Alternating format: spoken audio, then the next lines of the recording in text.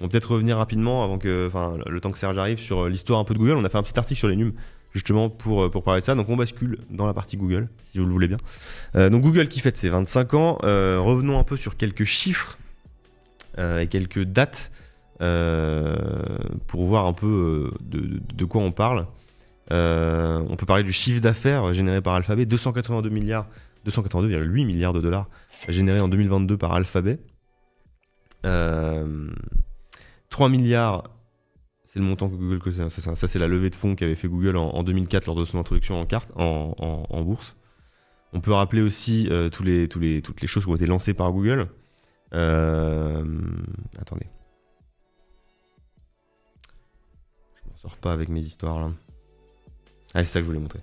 On peut rappeler aussi le nombre de projets qui ont été tués par Google. Vous connaissez sûrement le site Kill by Google. On peut regarder un peu, faire une espèce de rétrospective des choses qui ont disparu de Google. On se rappelle de Google Stadia, évidemment, qui a été tué il y a 8 mois. Après 4 belles années de vie où tout le monde adorait Stadia. Non, c'est pas vrai du tout. Les YouTube Originals également qui ont été supprimés. Si vous connaissez pas ce site, c'est assez chouette. Hangouts, évidemment, Rachid, qui a été supprimé également. Serge arrive dans la pièce. Donc Serge, tu peux nous rejoindre. Et il y a Renaud aussi. Bonjour Renaud. On va revenir là-dessus avec Serge tout à l'heure, mais on va commencer par se présenter un petit peu. Bienvenue. Installe-toi juste ici. Merci Renaud. Bienvenue donc dans notre émission Twitch. Merci d'être là encore. Hein. Merci de l'invitation. Donc le chat est juste ici. Ils vont probablement vous poser des questions. Ils sont très curieux. Et en général ils ont plein de questions. Ils sont très connaisseurs aussi sur pas mal de sujets. Le chat. La plupart te connaissent d'ailleurs déjà. Enfin, quelques-uns te connaissent déjà. Mais présente-toi quand même rapidement. Serge Abitboul. Donc Serge Abitboul, je suis je suis d'abord et avant tout informaticien, donc chercheur en informatique à l'Institut national de recherche en informatique et automatique. Je suis à l'école normale supérieure de la rue d'Ulm, mais comme chercheur. Et depuis 5 ans, je suis membre du collège de l'ARCEP, c'est-à-dire l'autorité de régulation des communications électroniques, de la presse et de la distribution de la presse et de la poste. Voilà. J'oublie rien. Donc voilà. Et pour ceux qui me connaissent, ils savent que j'ai un certain nombre de lubies comme la parité dans le monde numérique, comme l'environnement et le numérique, comme les communs numériques sur lesquels je suis en train de faire un travail. Donc j'en profite pour faire une pub pour le blog Binaire du Monde, dans lequel on a toute une série d'articles sur les communs numériques, notamment avec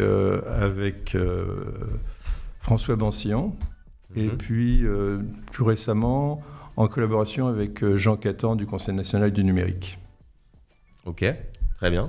Et donc tes sujets de prédilection à l'origine, c'était quoi ? Tu as commencé à travailler sur quoi ? J'ai toujours travaillé, ma recherche a porté au départ sur les bases de données, puis c'est évolué vers les bases d'information, les bases de connaissances.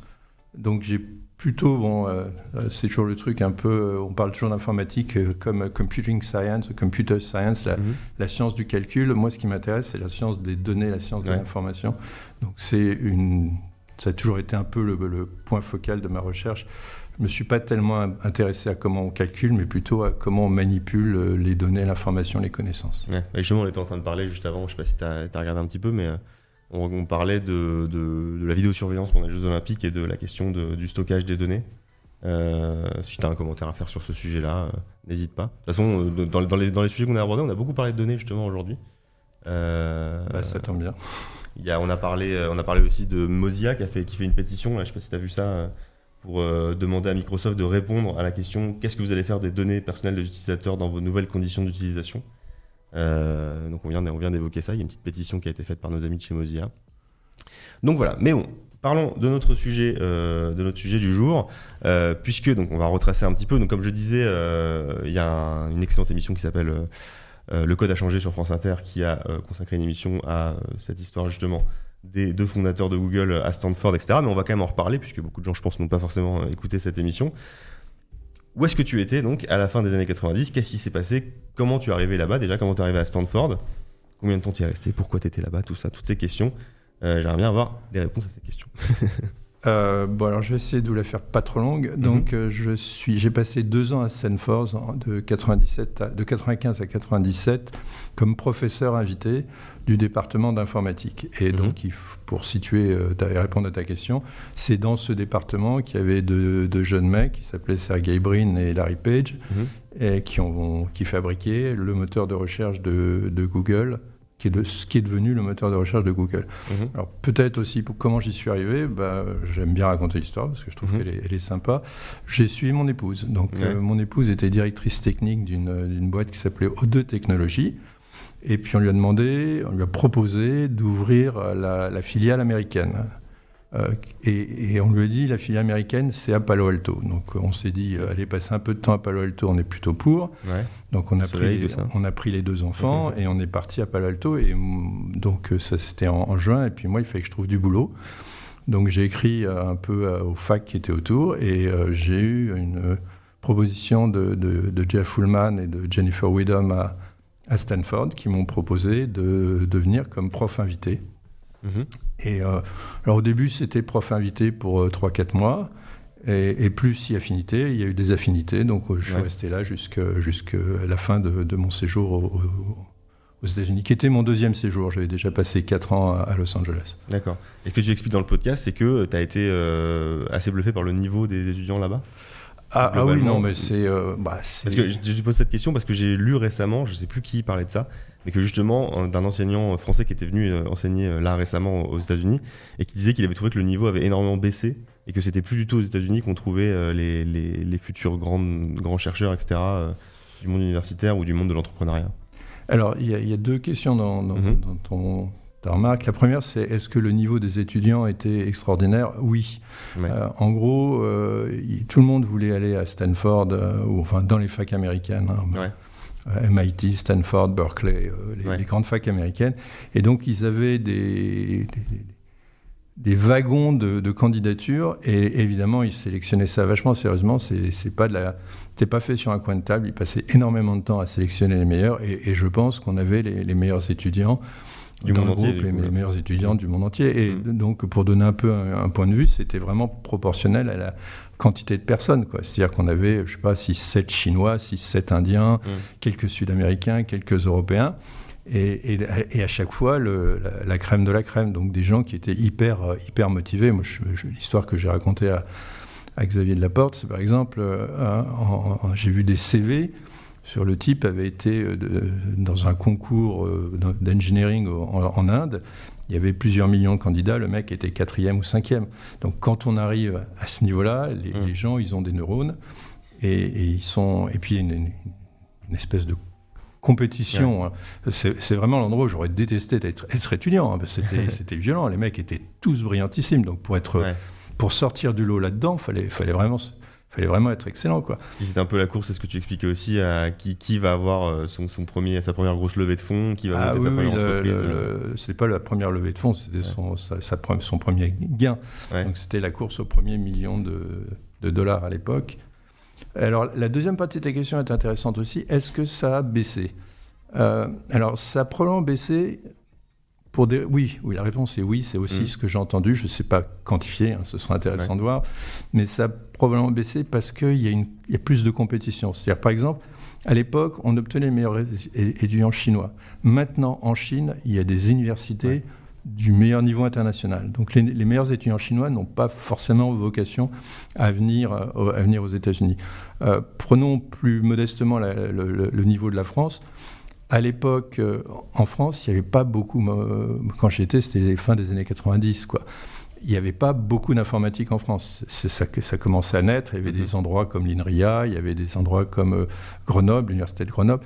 Il y avait des endroits, mais c'était quand même... Le décalage était entre la France recherche en informatique et les États-Unis était assez considérable. Maintenant, un très bon étudiant français qui voudrait faire une thèse... Ouais, ça peut être sympa d'aller en Californie, mais il peut faire une thèse excellente à l'INRIA, au CNRS, ou aller dans un pays voisin, à Cambridge, à Oxford. Donc il y a plein de en Allemagne. Donc il y a plein de possibilités pour rester en Europe. Il y a plein de possibilités pour rester en Chine, plein de possibilités pour rester en Inde. Donc l'attraction, le différentiel, on va dire, avec les États-Unis est plus petit. Ouais. D'accord. Et donc, à cette époque-là, parmi ces étudiants brillants, donc il y avait ces deux personnes, Larry Page, Sergey Brin. Donc, comment ils étaient, ces deux étudiants Alors, à la fac? je connaissais surtout Sergey, je connaissais assez peu Larry. Mhm. Sergey Brin, c'était quoi? Donc, c'est un fils d'immigrés russes qui avait pas de sous, qui avait pas de fric, quoi, qui avait du mal à s'acheter une vieille voiture, qui aimait beaucoup faire la fête, quelqu'un qui était très vivant, très gai, très, très sympa. Hein. C'était un copain, on allait assez souvent manger ensemble, par exemple, qui avait des millions d'idées et qui se baladait très souvent en roller parce qu'il aimait bien ça. C'était un jeune qui aimait bien s'amuser et qui, en même temps, avait une ambition de réussite, de réussir, de faire quelque chose, de changer le monde peut-être. Ouais. Donc c'est un peu ça qu'il est, et puis qui était techniquement très bon, quoi. C'est-à-dire qu'ils étaient formés dans ce labo où j'étais, qui est pratiquement le meilleur labo dans le monde sur ces sujets-là. Donc il avait une hyper bonne formation, il avait un contexte qui était quand même vraiment très favorable. Il y avait une émulation dans ce groupe qui était quelque chose que j'ai jamais revu ailleurs. D'ailleurs, c'est un peu surprenant parce que moi j'ai toujours cru j'ai fini par croire que c'était tout le temps comme ça là-bas. J'ai revu des profs qui m'ont dit non, t'as eu un bol incroyable, t'es venu la bonne année. C'était pas comme ça tout le temps, quoi. Donc, parce que là, on parle de gens qui avaient 25 ans. Là, Sergey Brin et Larry Page, parce qu'il me semble que j'ai vu qu'ils avaient 50 ans à l'heure actuelle, donc ça fait 25 ans que Google est lancé, 24, donc ils avaient 23-24, quoi. Ouais, quelque chose comme ça. Ouais. C'était même pour moi qui étais beaucoup plus jeune, c'était des gosses, quoi. C'était des étudiants en thèse, plutôt jeunes et avec une pêche pas croyable. Qui n'ont pas fini leur thèse, si je dis pas de bêtises. Ouais, ils n'ont pas fini leur thèse. Alors ça, c'est parce que les gens ont des points de vue sur la thèse qui sont assez incroyables. Moi, je leur aurais donné la thèse pour ce qu'ils ont fait. Ouais. Mais oui, ils n'ont pas fini leur thèse. D'un autre côté, ils n'en avaient rien à faire. Oui, ouais, c'est ça. Parce qu'il y a une méthodologie, j'imagine, qu'il faut respecter, qu'ils n'ont juste pas pris le temps de faire. Il y a un certain formalisme. Il faut écrire un document, il faut réunir un jury, machin. Et ils avaient autre chose à faire. Et puis, en gros... S'ils voulaient acheter une université aujourd'hui, ils voudraient acheter une université aujourd'hui, ils pourraient l'acheter, ils n'ont pas besoin d'une thèse. C'est sûr. Et donc, qu'est-ce qui s'est passé parce que déjà, je me suis posé la question en écoutant l'émission de France Inter. Est-ce qu'il y avait d'autres étudiants qui ont ensuite eu une carrière un peu... parce que comme tu dis qu'il y avait beaucoup de niveaux. Est-ce qu'il y a d'autres étudiants qui ensuite ont fondé des choses un peu notables ou qui ont rejoint des grandes entreprises aussi, ou tu as pu suivre un peu l'évolution de... Alors, j'ai gardé contact avec quelques-uns qui étaient devenus plus ou moins des copains. Alors, il y en a... En gros, la thèse, ça a deux grands débouchés. Il y a un premier débouché, c'est le milieu académique. La recherche, qui est la recherche, l'enseignement et la recherche. Donc, il y en a un certain nombre qui sont devenus profs dans des très bonnes facs. Je pense à Yanis Papakonstantinou, qui est un grec, qui est devenu prof à San Diego. Un autre grec, justement, Vassili Vassalos, qui lui est retourné en Grèce et prof là-bas. Il y en a d'autres qui sont profs un peu à droite à gauche. Il y avait une quarantaine d'étudiants. Donc il y en a qui ont monté d'autres boîtes à peu près à la même époque, qui ont réussi plus ou moins bien. Il y en a un dont j'ai oublié le nom, mais qui est maintenant à la tête d'un énorme fonds de capital risque. Ouais. Donc il y en a d'autres qui ont réussi, mais il y en a qui étaient brillants. Moi, je me rappelle d'un Indien à Nantes qui était carrément bluffant. J'ai rarement vu rarement travaillé des gens à ce niveau-là, quoi. Et quand tu dis ce niveau-là, du coup, c'est quoi leurs compétences concrètement? Par exemple, Sergey Brin et Larry Page, c'était quoi leurs compétences? C'est intéressant parce que j'ai un point de vue, mais je l'ai pas vérifié. Donc pour moi, Sergey Brin, c'était le créatif. C'est celui qui avait une idée par minute, des idées farfelues des fois. Donc mon bureau était ouvert en permanence. J'avais la chance d'être prof invité. Ouais. Donc quand on est prof invité, on n'a pas toutes les merdes, on va dire, hein, les réunions, les comités, on n'a pas de doctorants encadrés. On est complètement dispo. Donc moi, ma porte était ouverte et les étudiants frappaient, rentraient, puis on causait. Et donc lui, il arrivait régulièrement avec une idée farfelue, quoi. Et puis on essayait de lui montrer que c'était farfelu. De temps en temps, il disait, bah oui, mais ça serait intéressant de tester. Il y a certaines idées qu'on retrouve un peu dans le moteur de recherche aujourd'hui. Larry Page, mon impression, mais encore une fois, je connais très peu Larry Page, c'était plutôt lui qui était le bon ingénieur, le type très cadré, très solide, très organisé, très structuré. Mais c'est une intuition, je n'ai jamais vérifié. Je connaissais je connaissais surtout Sergueï. D'accord, très bien. Et donc comment ça s'est passé du coup la jeunesse de Google? De ce que j'ai compris, ils sont venus, ils vous ont présenté le projet et il y a eu un peu de scepticisme au début parce qu'à l'époque, il faut rappeler, donc évidemment, je pense qu'il y a beaucoup de gens dans le chat qui connaissent cette époque parce que ils nous rappellent souvent qu'ils ont connu les débuts de l'informatique, etc. C'est une époque où les moteurs de recherche fonctionnent absolument pas du tout comme Google. Donc on a AltaVista, on a Infoseek, on a Netscape, donc un navigateur plutôt Netscape, mais on a plusieurs navigateurs et plusieurs moteurs de recherche à cette époque-là qui ne fonctionnent absolument pas comme Google. On a Voila.fr, comme dit M1 Group, c'est peut-être même un peu après Voila.fr. Et Lycos, pareil, je pense que c'est un peu après aussi. Ouais, moi je me rappelle surtout Infoseek, AltaVista et il y avait Yahoo qui faisait un peu de choses. Ouais. Il n'y avait pas encore Quant. Je vois quelqu'un répondre Quant. Non, il n'y avait pas encore Quant. La question, c'est qu'on avait des moteurs de recherche qui étaient faits qui étaient dimensionnés et qui fonctionnaient pour des petits web, c'est-à-dire de web de quelques dizaines de millions de pages. La façon classique de le faire, c'était ils regardaient la page, ils regardaient le mot de la requête et puis ils essayaient de voir si le mot était en début de page, dans le titre, en gros, en petit, répété. Et ils mettaient plus de poids à tout ça. Mais ils regardaient la page un peu de façon isolée. Et ça marche pas très bien, mais ça marche à peu près sur quelques centaines de milliers de pages ou quelques millions. Ça marche pas pour un web de plusieurs centaines de millions. Et donc, quand le web grossissait, les résultats de ces moteurs de recherche étaient pourris, quoi. C'est-à-dire que vous alliez sur ce qui se faisait de mieux. Je pense que par exemple, AltaVista, c'était technologiquement un très très beau truc. Vous alliez sur AltaVista et vous aviez du mal à trouver ce que vous vouliez. Et eux sont arrivés avec une autre idée pour le moteur de recherche, avec l'idée qu'il ne fallait pas regarder la page de façon isolée, mais il fallait regarder la page dans tout ce contexte du graphe du web. Et donc, ils ont utilisé une technique qu'ils ont appelée PageRank, qui était, si une page est pointée par beaucoup de pages, elle est plus importante. Ouais. D'accord ? Et si les pages qui la pointent sont importantes, elle est plus importante. Donc là, il y a une définition qui est un peu cyclique, parce qu'on définit votre importance par l'importance des pages qui pointent vers vous. C'est un algorithme qui est super, super mignon. C'est vraiment quelque chose d'assez beau. Moi, je travaille avec des étudiants sur des variantes de PageRank après. C'est vraiment quelque chose qui est hyper intéressant. On s'est vraiment beaucoup éclaté à faire ça. Mais l'idée, c'est de dire, donc, on va essayer de définir, de classer les pages, non pas par les mots qu'il y a dedans, on s'en fout des mots qu'il y a dedans, mais uniquement par cette notion d'importance de page, de réputation d'une certaine façon. Donc c'est ça qu'ils ont proposé.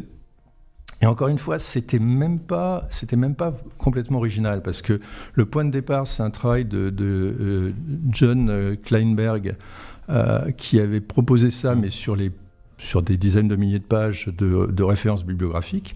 Et donc il avait implémenté et tout. Et puis je crois qu'il y avait un étudiant aussi en Chine qui était aux États-Unis à l'époque. Je ne sais pas exactement, mais l'histoire lit, qui travaillait aussi là-dessus. Et d'ailleurs, c'est un des fondateurs, un des implémenteurs de Baidu, le moteur de recherche chinois. Donc, eux ont pris cette idée en disant, voilà, nous, on va simplifier les idées de Kleinberg. Donc, l'article, on l'avait, tout le monde l'avait lu. On va simplifier ces idées-là et on va classer les pages en utilisant ce machin. Et alors, quand ils vous disent ça, vous regardez et vous dites, ça a l'air intelligent. Maintenant, est-ce que ça marche ? J'en sais rien. Enfin, je veux dire, c'est la théorie, en fait. Voilà, c'est un peu théorique. Ouais. Est-ce que ça marche ? J'en sais rien. Il faut le faire. Et puis après, vous regardez des utilisateurs. Puis vous dites aux utilisateurs, ça vous plaît pas. Voilà. Et eux, ce qu'ils ont fait, c'est qu'ils nous ont convaincus que ça marchait. Et un des profs leur a trouvé de l'argent pour faire leur première implémentation. Et quelques temps après, j'avais Sergueï qui débarquait dans mon bureau en me disant, tu veux voir une implème de notre moteur de recherche. Il avait 2 ordis, j'avais mis Infoseek dans l'un, c'était le standard à l'époque, et le Google Search dans l'autre, ce qui est devenu Google Search dans l'autre, et j'ai tapé quelques requêtes, et à la fin, j'étais convaincu que leur truc était vachement meilleur. Donc, mais ça, on pouvait l'essayer, on pouvait le faire que de façon expérimentale. La théorie est très jolie, l'implémentation est très intéressante, mais savoir si c'est ce qui correspond à ce que veulent les gens ou pas, ça se tente, quoi. Et alors, je la fais un peu courte, parce qu'en fait, dans leurs idées, il y avait plein d'améliorations techniques sur ce qu'était un moteur de recherche, de l'engineering vachement chiadé. Et ça, c'est à mon avis aussi très important pour la réussite de Google. Il fallait arriver à faire qu'on puisse faire marcher cette technique sur des centaines de millions de pages. Aujourd'hui, on a des milliards, mais à l'époque, c'était centaines de millions de pages. C'était pas gagné. Moi, la première fois qu'ils m'ont montré ça, j'ai dit mais ça marchera pas sur 50 millions de pages. Et il a fallu qu'ils m'expliquent comment ils allaient faire marcher ça avec plein de parallélismes, en faisant des fermes de machines. Alors à l'époque, on parlait de quelques centaines de machines. Aujourd'hui, on en est à quelques millions. Mais à l'époque, faire fonctionner quelques centaines de machines, moi, ça me paraît... Je suis du vieux monde, donc pour moi, à l'époque, j'avais du mal à me faire l'idée. En mettant plein de mémoire sur ces machines. Quand j'ai commencé, nous, on avait des mémoires de 128K. C'était pas sérieux, quoi. Eux, ils disaient, on va mettre des mémoires de plusieurs gigas. Aujourd'hui, tout ça nous paraît évident. Mais à l'époque, c'était beaucoup. Ça l'était pas. Bien sûr. Et comment, Monico demande comment ils sont débrouillés niveau ressources. On a parlé d'argent avec l'enseignant qui a réussi à leur trouver de l'argent, mais ensuite, ils ont fait quoi? Ils ont acheté des machines, est-ce que c'est à ce moment-là qu'ils ont délocalisé leur activité dans un garage ou c'est après? Comment ça s'est passé? Alors l'époque du garage, c'est un petit peu après. Là, ils étaient quand même encore complètement dans le... Là, ils ont fait une démo. C'est ce qu'on fait en informatique. Quand tu veux convaincre les gens que quelque chose marche, tu fais une démo, tu le codes. Alors, c'est pas une démo, comme on parle de démo des fois dans les sciences humaines et sociales, avec des trucs simulés, etc. Là, c'était vraiment un code. Leur code fonctionnait. Ils ont crawlé le web. Je sais plus, ils ont dû prendre quelques millions de pages ou quelques dizaines de millions de pages. Et puis, ils pouvaient montrer ça. Et à partir de là, je sais que, à titre personnel, j'aurais mis toutes mes économies dans leur truc parce que c'était évident que c'était bien meilleur et que le moteur de recherche était devenu un truc incontournable et ils avaient quelque chose qui était meilleur que les autres. Donc, c'était pas compliqué pour eux. Et en fait, ils ont trouvé de l'argent relativement facilement. Bon, quand vous étiez à Stanford à l'époque, trouver de l'argent, c'est pas encore la bulle Internet, mais déjà trouver de l'argent pour monter, ils n'avaient pas besoin de grand-chose. Ils avaient besoin de quelques centaines de milliers d'euros pour faire monter un peu leur proto.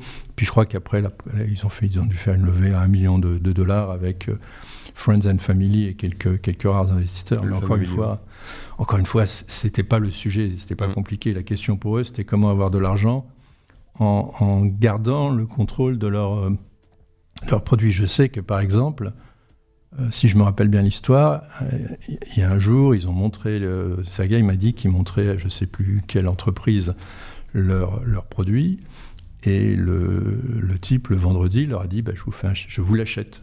Donc, je vous achète votre moteur de recherche, et je vous embauche, et on va mettre ça en ligne. Et puis, je ne sais plus, ça devait être... $1 million ou un truc comme ça. Et donc, pour moi, deux jeunes qui n'avaient pas un rond en poche et qui on offre $1 million, ils vont dire oui. Et donc, le lundi matin, quand j'ai rencontré Sergey, je lui ai dit, alors, t'es riche? Il m'a dit non, on a refusé. Donc, ils avaient bien conscience de la qualité de ce qu'ils faisaient et ils cherchaient juste à trouver comment le commercialiser en gardant le maximum de parts dans l'affaire, quoi. Ils ont réussi. Ouais, donc effectivement, il fallait être assez lucide sur ce genre de truc. Mais ce que tu dis plusieurs fois qu'ils n'avaient pas un sou, mais comment tu accèdes à une université comme Stanford? C'est que tu as des bourses, ça marche comment Alors, je sais pas, Larry. C'est pas des gosses d'ouvriers. Hein. Leurs parents étaient profs dans les deux cas, donc ils avaient peut-être de quoi payer Stanford. Mais je veux dire, même quand vous êtes prof et que vous payez Stanford, il vous reste pas beaucoup d'argent à filer comme argent de poche à des enfants à des jeunes qui font beaucoup la fête. Je crois que Sergey, mais je suis pas sûr, était boursier, mais je sais pas. D'accord, très bien. Le mythe du garage n'était pas justement un mythe. Alors il me semble qu'ils ont vraiment commencé dans un garage, pour le coup, Google. Oui. À Menlo, le fameux garage de Menlo où ils sont restés relativement peu de temps avant de déménager au Googleplex. À Mountain View. À Mountain View, ouais. Mais ça fait partie ça fait partie un peu de la légende. C'est-à-dire En gros, c'était des jeunes très éduqués. Ils étaient tous les deux en thèse et dans la meilleure fac. Donc, ce n'étaient pas des autodidactes, c'était des gens très éduqués. Ils étaient dans un environnement où c'était facile d'avoir de l'argent parce que, quand même, c'est Stanford. Stanford avait des tas d'exemples de succès industriel à montrer en informatique. Donc, quand vous étiez... Il y en a plein d'autres, des étudiants du groupe qui ont monté leur boîte et ont tous trouvé de l'argent. Donc après, faut bien mettre vos serveurs quelque part. Alors vous les mettiez dans un appartement ou dans un garage, on s'en fout un peu. C'est pas ça qui est important. Il y a un point que moi je trouve très important, qu'on ne signale pas assez, c'est le côté que presque quand ils ont monté leur boîte, je sais pas, quand ils avaient encore très très peu de personnel, une dizaine peut-être, ils ont tout de suite commencé à créer un département en recherche. Ouais. C'est-à-dire que dès le début, ils avaient cette religion de on va gagner parce qu'on va être les plus innovants, on va gagner parce qu'on va créer. Ils avaient le meilleur moteur de recherche. Ils auraient pu se dire c'est cool, on va gagner plein de fric avec, on s'arrête. Non, tout de suite, ils ont embauché des gens comme Rajiv Motwani, qui est un chercheur brillantissime, pour faire de la recherche. Et quand on regarde l'histoire de Google, ils ont gagné beaucoup d'argent sur le moteur de recherche, mais quand vous faites la liste de tous les trucs qu'ils ont créés à côté, c'est quand même assez impressionnant. Et tous les trucs qu'ils ont fermés, c'est ce dont on parlait juste avant ton arrivée. Ils en ont fermé aussi, mais il y en a quand même beaucoup. C'est vrai que ce côté recherche se ressent effectivement dans les nombreux projets qui ont été faits. Et après, il y a aussi beaucoup de choses qui sont des rachats d'entreprises. Alors ça, c'est le truc qui m'étonne un peu de toutes les boîtes américaines. C'est ces grandes boîtes qui ont les meilleurs chercheurs en IA, par exemple. Ils ont été obligés d'acheter DeepMind pour véritablement éclore dans ce domaine. Et c'est pareil dans tout, pour le coup, avec Google, ils ont racheté YouTube, ils ont racheté Waze, Android, Waze.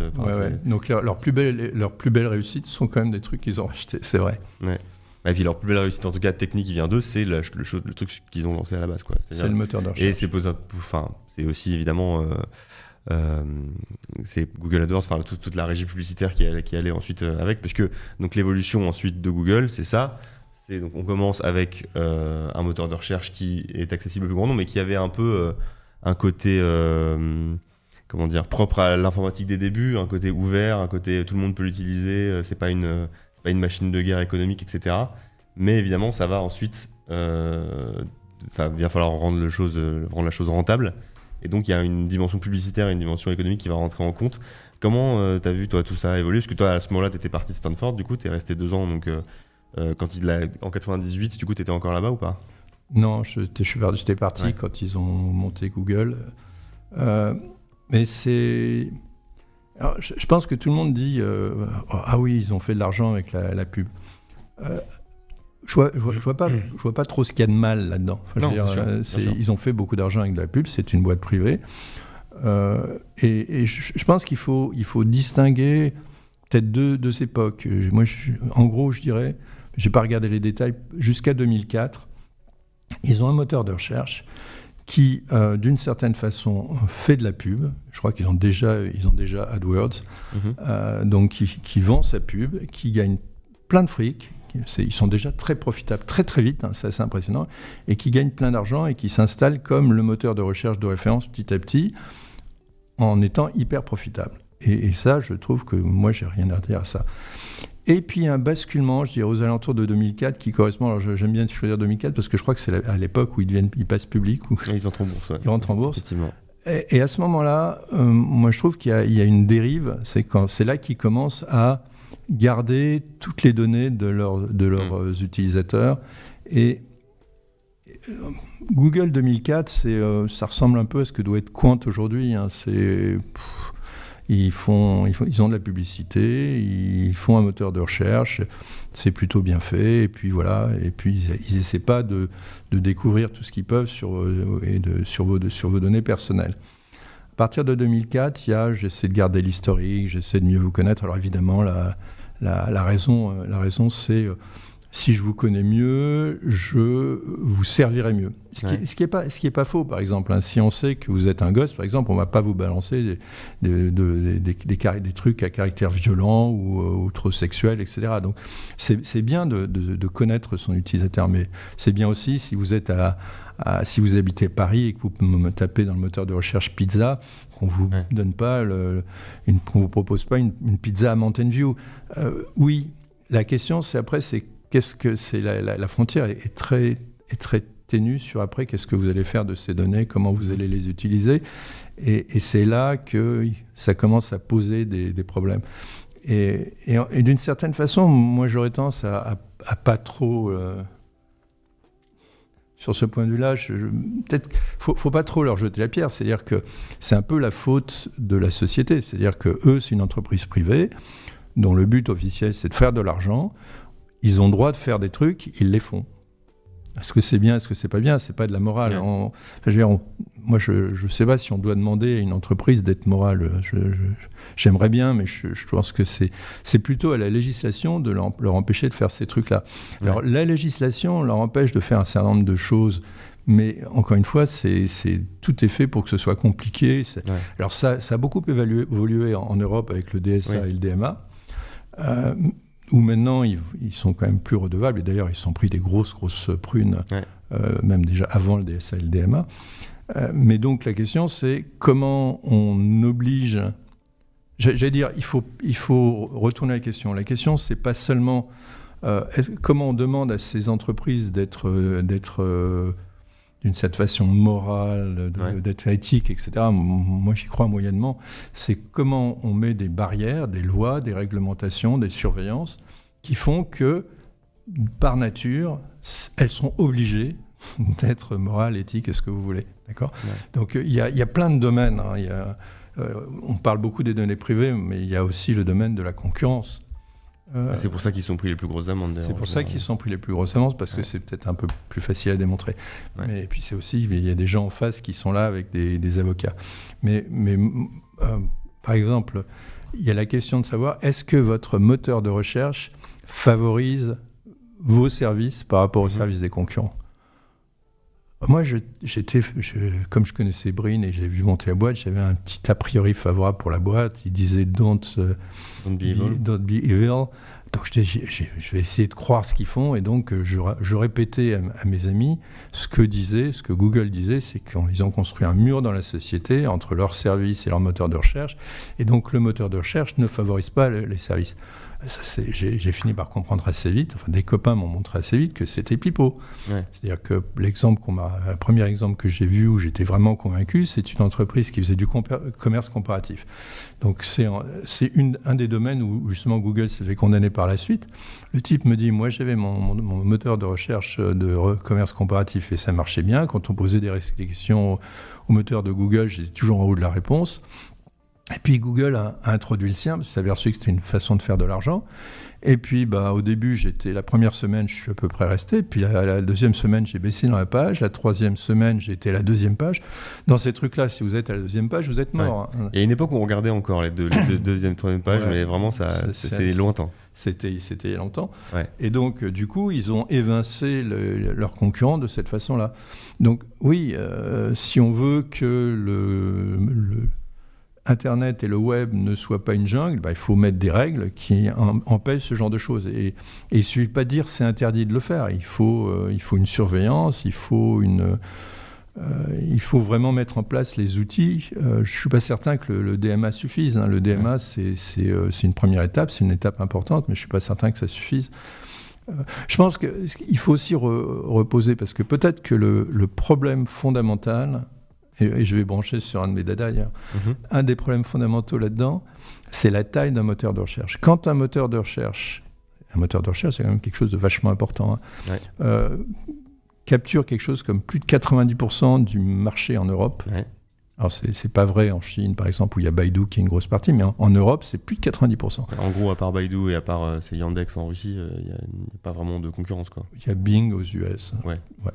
Mais bon, en Europe, c'est plus de 90%. Donc pour l'Europe, restons européens, pour l'Europe, un truc qui a 90% un moteur de recherche qui a 90% de du marché, c'est potentiellement un problème considérable. Mhm. C'est-à-dire que c'est une distorsion de concurrence potentielle qui est considérable. Et on pourrait très bien imaginer que quand on arrive à ce niveau-là, les règles soient, alors qu'on vous demande d'externaliser votre moteur de recherche, de séparer l'entreprise, moi ça ne me choquerait pas, on l'a fait dans d'autres cas, mais qu'au minimum on vous impose des contraintes, et là je branche sur un de mes dadas, qui fassent que votre moteur de recherche devienne d'une certaine façon un commun numérique, quelque chose qui soit au service de la société et pas au service de l'entreprise privée. Alors, au service de la société, ça ne veut pas dire que c'est un truc qui vit d'air et d'eau fraîche. Ça veut dire qu'il peut y avoir de la pub. Encore une fois, jusqu'à 2004, il y avait de la pub dans Google, d'accord ? Et jusqu'à 2004, il n'y avait pas ces problèmes-là, d'accord ? À ma connaissance, Quant, peut-être aussi parce qu'il est plus petit, n'a pas ces problèmes-là. Ouais. Donc, encore une fois, peut-être que ce qu'il faut voir, c'est à partir du moment où vous atteignez une taille un peu considérable, il faut que les contraintes qu'on vous impose soient aussi considérables. À mon humble avis, les contraintes du DMA vont dans la bonne direction, mais ne sont peut-être pas suffisantes. Ouais, ça devrait évoluer de toute façon. Mais du coup, si je te posais cette question tout à l'heure, c'est est-ce que tu avais l'impression, par exemple avec Brin, que tu connaissais mieux, du coup, que c'était qu'il y avait un peu cette fibre ? Parce que quand je parle de début d'Internet, on parle des gens comme Tim Berners-Lee, comme Aaron Swartz, etc., qui étaient des gens qui avaient une dimension politique très forte. Et sur ce qu'était Internet et sur ce qu'étaient les commands numériques, etc. Est-ce que tu avais l'impression que ces gens-là avaient ça un peu en eux ou pas ? Ou est-ce qu'il y avait déjà une dimension commerciale très importante à ce moment-là ? C'est difficile à dire, parce que là, tu parles d'un type qui a 25 ans. Ouais. Mon impression, c'est que... mais c'est une intuition, c'est que c'était... Bon, il aimait les trucs comme le logiciel libre, etc. Il était à fond pour. Ouais. Il voulait changer le monde, faire beaucoup d'argent aussi, mais il voulait changer le monde pour en faire un endroit bien. Et tu retrouves ça dans sa carrière, parce qu'on voit les défauts et les problèmes qu'ont causé Google, mais on regarde aussi l'individu, Sergey Brin. Il donne un argent considérable à des œuvres, à des sociétés qui sont plutôt sympathiques, tu vois, développements d'aide au développement d'entreprises, des machins comme ça, beaucoup de choses aussi sur la santé. Donc il donne énormément d'argent. Alors bien sûr, je sais qu'il y a un côté... le crédit d'impôt, tout ça. Il paye moins d'impôts, et puis il y a un côté, mais c'est pour se donner bonne conscience. Moi, j'aimerais bien que les milliardaires se donnent tous bonne conscience en donnant autant d'argent que Bill Gates ou Sergey Brin, quoi. Ces gens-là ont un argent considérable. Alors après, dans son entreprise, mon impression, c'est que quand vous êtes dans une entreprise de cette taille-là, vous n'êtes pas tout seul à décider. C'est qu'il y a très vite, il y a un conseil d'administration, il y a des gens qui ont des actions, etc. Et que, vous voulez faire quelque chose de bien et on vous dit non, mais ça rapporte pas beaucoup, on va pas le faire. Je pense que on fait pas ce qu'on veut. On fait pas toujours ce qu'on veut. Ouais. Et puis il y a des fois des choses qui sont un peu compliquées, comme par exemple Google veut s'installer en Chine, et là le gouvernement chinois lui dit oui, vous installez en Chine, mais il va falloir un peu changer les choses d'un point de vue de votre moteur de recherche. Et là, j'imagine, à leur place, que je me poserai la question, c'est arriver à amener un petit peu de liberté à tous les internautes chinois par rapport à Baidu, c'est déjà pas mal. Donc peut-être que je peux accepter de cacher ce qu'ils ont fait, par exemple les photos de Tiananmen ou des choses comme ça. Mais jusqu'où vous allez ? Jusqu'où vous allez au sujet des Ouïghours, par exemple ? Ouais. Donc il y a vraiment une question de comment on peut à la fois construire un empire de la taille de celui de Google et pas se salir les mains. Moi, je pense qu'ils se sont bien salis les mains, quoi. Ouais. Oui, c'est un peu obligatoire en vrai pour arriver à ce niveau-là. Voilà. Et il faut rappeler aussi, dans un domaine plus moins politique, même si ça reste de la politique, mais que Google, comme Microsoft, etc., fait aussi beaucoup pour l'open source dans ce monde-là, etc. Tu as l'air de pas être d'accord. Ouais, je pense que c'est... C'est du greenwashing. Non, c'est pas du greenwashing. C'est pas du greenwashing. C'est-à-dire qu'ils font énormément... Ils participent de façon énorme à l'open source. Parce que c'est leur intérêt objectif de le faire. Hein. C'est-à-dire qu'on s'est aperçu aujourd'hui que développer un logiciel en open source c'est beaucoup plus efficace, on détecte beaucoup plus vite les bugs, on a l'apport de toute la communauté, on le teste plus, etc. Et le logiciel est beaucoup plus utilisé et le logiciel devient beaucoup plus incontournable. Donc c'est l'avantage. C'est pas par altruisme que Amazon s'est mis dans l'open source. Ils étaient à fond contre. Et quand ils ont compris que c'était ça ou rester sur le bas-côté de la route, ils se sont mis à fond. Alors après, la question c'est, oui, mais il y a une tendance quand même dans ces entreprises, encore une fois, parce que c'est leur ADN de faire de l'argent, qui est de dire, moi je veux bien l'open source, parce que ça m'intéresse, mais si je le contrôle, si je manipule un peu tout ça, si je le mets à mon service. Et donc il faut à mon avis relativiser quand même. Un exemple, c'est la contribution de grandes entreprises, notamment Google, à Wikipédia. Google est un des grands contributeurs de Wikipédia. Qui est le commun numérique par excellence. Qui est pour moi un peu un commun numérique emblématique. Ouais. Mais à mon humble avis, la contribution de Google à Wikipédia, même si elle est importante en fric, elle est rien à côté de ce qui tire de Wikipédia. Parce que d'une certaine façon, Wikipédia, c'est ce qui arrive très souvent au début des réponses, c'est ce qui enrichit leur base de connaissances, c'est ce qui enrichit leur intelligence artificielle, etc. Donc, je pense qu'ils sont très en dessous de ce qu'ils devraient produire. Et je pense que ça, c'est un peu le problème des communs numériques en général, c'est qu'il n'y a rien pour les défendre suffisamment. Ouais. Et donc, les entreprises, le privé, a tendance à profiter, à tirer avantage et à ne pas contribuer. Et je pense que ça, c'est un des sujets qui est sur la table pour les années à venir, c'est arriver à trouver des moyens d'une certaine façon, à obliger le monde privé, qui est un monde qui contribue, qui fait des trucs géniaux, etc., mais à contribuer au commun numérique de façon suffisante, d'accord, et pas juste quand ça les arrange et ce qu'ils veulent faire, quoi. Et là, en plus, la question se pose pour même d'autres acteurs privés. On en a parlé ici de Reddit, par exemple, qui avait un API qui était ouvert à tous et que tout le monde peut utiliser. Ils se sont rendus compte en fait que OpenAI utilisait leur API pour alimenter leurs algorithmes. Et du coup, l'API est devenue payante, ce qui a posé plein de problèmes ensuite à des utilisateurs qui utilisaient des applications tierces, par exemple, qui se basaient sur l'API de Reddit. Enfin, voilà, il y a plein de problèmes. Twitter aussi a fait la même démarche, d'ailleurs. Oui, Elon Musk, oui. Ouais.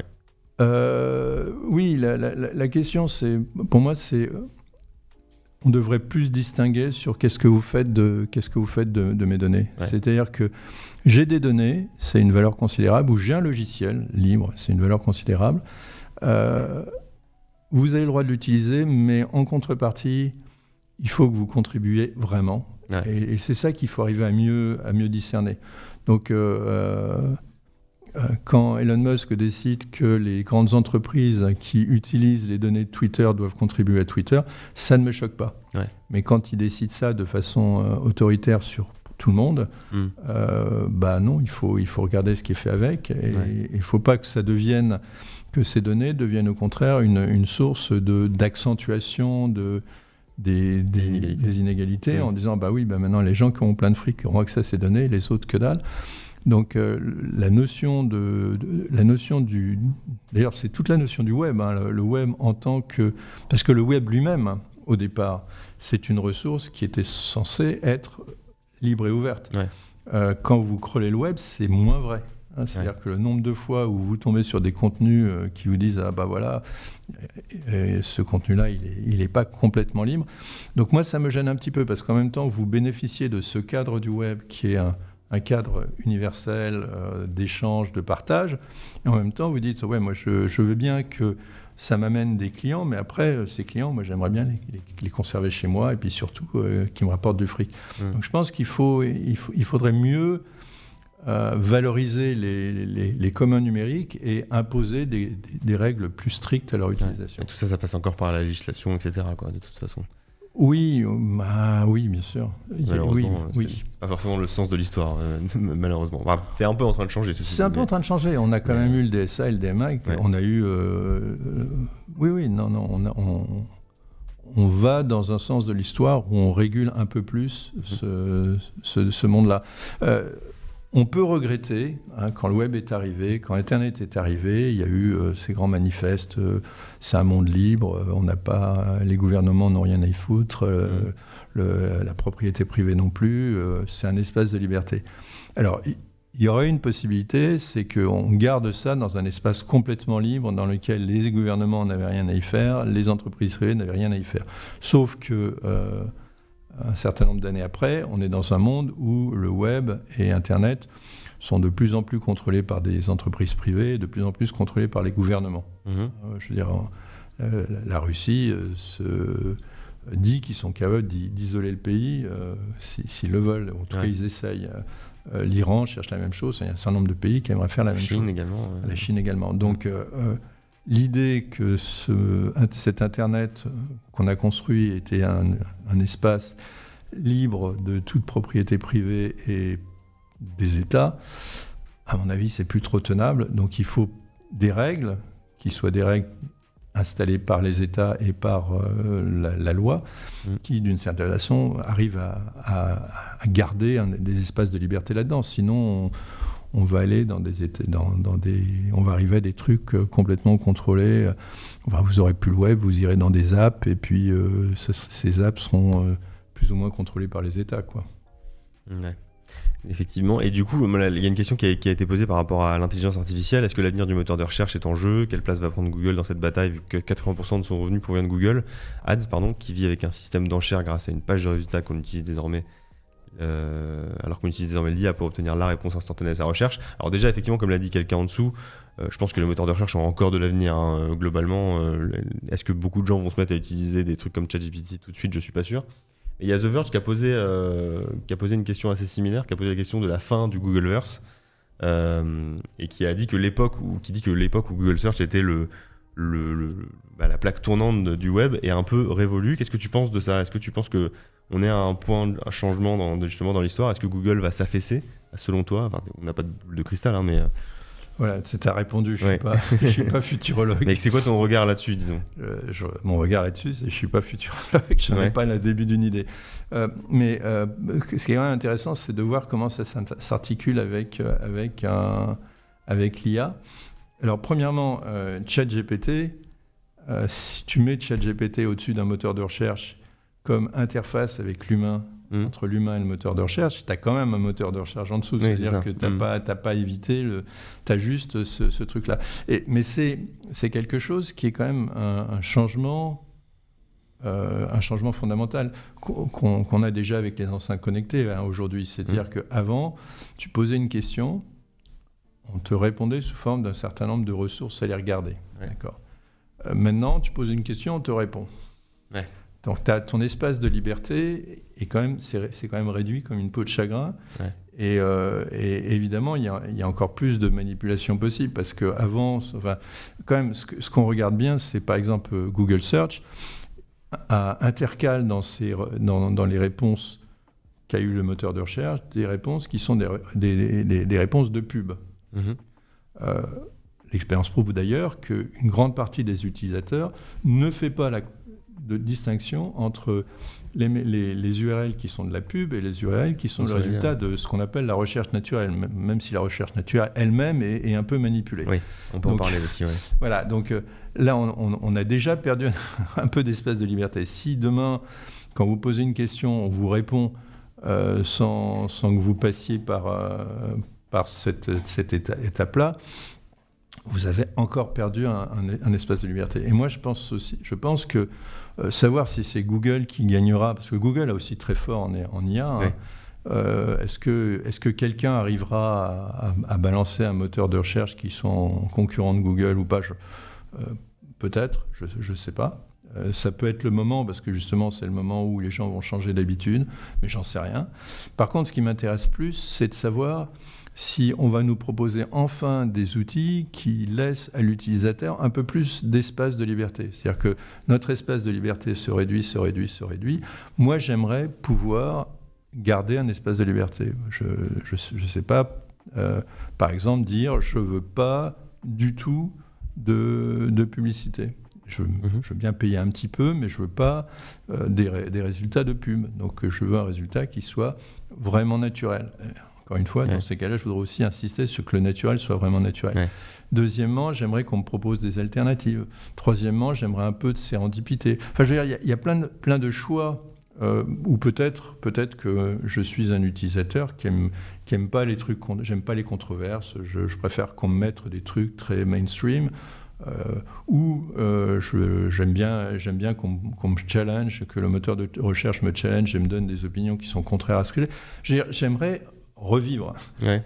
Et aujourd'hui, dans tous ces outils-là, on voit ça dans les moteurs de recherche. J'ai fait un travail sur les réseaux sociaux avec Jean Catan, sur un livre qui s'appelle « Nous sommes les réseaux sociaux ». On est arrivé un peu à la même conclusion, c'est-à-dire que même à l'intérieur des réseaux sociaux, on aimerait avoir un peu plus de liberté, un peu plus de choix, un peu plus de contrôle sur cette interface qu'on a avec les services. Et en fait, on vous en donne de moins en moins. C'est pas... Des paramètres à mettre en place, etc., pour modifier les choses. Ouais. Parce que par exemple, c'est vrai qu'un outil comme Twitter est en train d'arrêter complètement cette dimension-là. Finalement, on a une espèce de traitement algorithmique qui nous impose une page qui est dictée en plus par est-ce que vous payez ou pas Twitter Blue, etc. Donc même un outil, je pense que Twitter correspondait assez bien à ça avant. Peut-être il y a Reddit qui est un peu dans cet esprit-là, parce que sur Reddit tu peux choisir quel type de flux tu vas voir, etc. Après le problème c'est que ça crée des bulles. Et je pense que ce que tu dis là, c'est pas forcément être dans des bulles, mais avoir des possibilités d'extension en dehors de tes bulles. Enfin, je sais pas comment expliquer ça, mais... oui, non, tu demander à être plus de sérendipité, c'est sortir de ta bulle. Mais si je peux rêver, parce qu'après tout, on est dans un espace là où justement ici on peut rêver, on a le temps de rêver. Si je peux rêver, ce que j'aimerais bien, puisqu'on me parle d'intelligence artificielle, ce que j'aimerais bien, c'est avoir une intelligence artificielle, un logiciel à mon service, qui sache mes goûts, qui défendent mon intérêt et qui choisissent pour moi. Parce que c'est vrai que tout à l'heure, tu disais on va mettre ses préférences, etc. L'expérience prouve que les gens n'aiment pas tellement faire ça. Ils n'aiment pas y passer du temps. Quand Google, d'ailleurs, avait essayé de faire un moteur un réseau social à un moment donné, Google+, dans lequel il fallait mettre plein de trucs, ça foirait, quoi. Donc les gens n'aiment pas. Ok, mais ce qu'ils aiment bien, c'est que quelqu'un le fasse pour eux. La seule chose, c'est que j'aimerais que ce logiciel intelligent qui le fait pour moi soit un logiciel à mon service et que ce ne soit pas un logiciel au service d'Elon Musk ou complètement indépendant de Sergey Brin, voilà, qu'il soit quelque chose que je paye. Alors là, ça nous branche sur un truc qui n'est pas tellement à la mode, mais qui est quelque chose qui existe, qui est les systèmes d'information personnelle. Donc c'est des systèmes d'information qui sont à ton service. C'est-à-dire au lieu de mettre toutes tes données chez Google ou chez Apple ou qui tu veux, qui va choisir pour toi, tu payes un système qui va gérer tes données et qui va les contrôler, qui a accès, qui peut faire quoi avec, qui est à ton service. Donc ça s'appelle un Personal Information Management System, un PIMS. Et qui fait ça du coup ? C'est des entreprises, et ça ne marche pas très bien. Hein, je sais qu'à un moment donné, en France, il y a une entreprise qui s'appelle Cozy Cloud. Je ne sais pas ce qu'ils sont devenus, mais je crois beaucoup à l'idée. La question, c'est que pour l'instant, personne n'est arrivé à en faire du fric. Donc, il faut pour... D'accord, effectivement. Voilà où tu peux montrer, Karl, du coup, c'est ce genre de choses où en fait, tu as ton prénom qui apparaît sur une tablette, en l'occurrence. Et donc, tous ces trucs-là, après tu utilises des applications qui sont gérés par des entreprises qui ont des intérêts commerciaux aussi. Hein, donc, mais d'accord. Mais c'est toi qui gères. La seule différence, c'est qui décide. Moi, j'aimerais qu'une intelligence artificielle décide ce que je lis et ce que je lis pas, les réponses à mes requêtes, ma surveillance des réseaux sociaux, etc. Mais j'aimerais que ce machin-là soit un Personal Information Management System. C'est-à-dire que ce machin-là soit à mon service et à mon service exclusivement. C'est-à-dire que ce ne soit pas fait pour faire gagner de l'argent aux actionnaires de Facebook. Ouais. Mais bon, effectivement, j'ai l'impression que ça relève un peu de l'utopie, malheureusement, à l'heure actuelle, pour qu'un truc comme ça fonctionne. Oui, mais je pense que si on veut faire marcher tout ça, il va falloir aller un peu dans l'utopie, quoi. Oui, c'est sûr, ça, je suis bien d'accord. Effectivement, mais ça me faisait penser au film Her, justement. Je sais pas si tu l'as vu. Oui. C'est un peu ça, en fait, finalement. C'est avoir un assistant personnel qui soit toujours là pour toi et qui comprenne ce que tu veux, mais puisse aller aussi sur des routes auxquelles tu penses même pas, en fait, finalement. C'est ça, c'est ce que tu disais avec la sérendipité, c'est exactement ça. Ouais. Mais ça, c'est mon goût personnel. Encore une fois, ce que je veux, c'est que les gens puissent choisir, que les gens puissent reprendre leur destin en main. C'est-à-dire qu'en gros, on est complètement dépendant de ces logiciels, les moteurs de recherche, les réseaux sociaux, etc., qui nous fournissent de l'information, qui nous forment d'une certaine façon. Parce qu'en gros, si on sait l'information que tu vois pendant 5 ans, on voit comment tu vas évoluer. Et donc, ces logiciels-là, il faudrait qu'on reprenne un peu le contrôle. Il y a une question sur le RGPD. Oui, et c'est Amonigo qui a demandé ce que tu pensais du RGPD, des avantages et ce qui manquait dans le RGPD à ton avis. Alors, le RGPD, qu'est-ce que j'en pense ? J'en pense plein de bien, comme tout le monde. Pas comme tout le monde, il y a beaucoup de gens qui critiquent. J'en pense plein de bien, je pense que de temps en temps, c'est un peu compliqué à appliquer, en particulier pour les PME. Ça peut être un peu angoissant d'impliquer le RGPD. Je pense aussi que c'est très bien, que ce soit là, et c'est très bien qu'il y ait quelque chose comme un organisme comme la CNIL en France qui fasse un super boulot pour l'appliquer. Je pense que par contre, il faut un petit peu raison garder, et la protection des données ne doit pas être une religion. C'est-à-dire qu'il y a des moments où ça m'inquiète un peu de voir que ça... Par exemple, l'accès à des données médicales est ralenti à cause des règles du RGPD. Non, le RGPD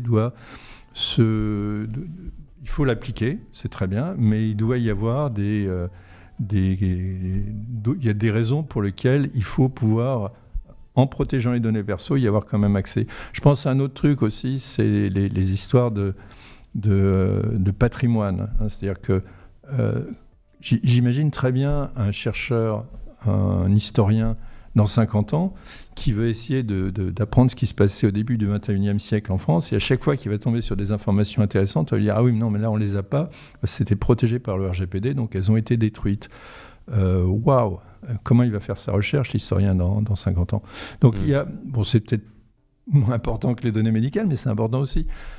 Donc voilà, je pense que c'est bien le RGPD, qu'il faut défendre le RGPD, que la CNIL fait un super boulot, mais qu'il y a un moment donné, il faut aussi penser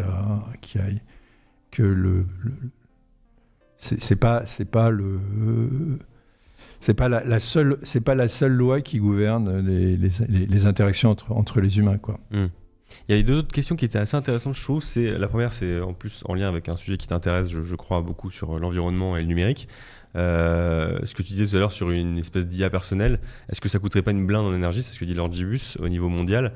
Est-ce que ça coûterait plus cher que ce qu'on a à l'heure actuelle finalement en termes d'énergie effectivement, est-ce que ça serait pas un énorme taquet à l'écologie, on va dire, ce genre de projet ?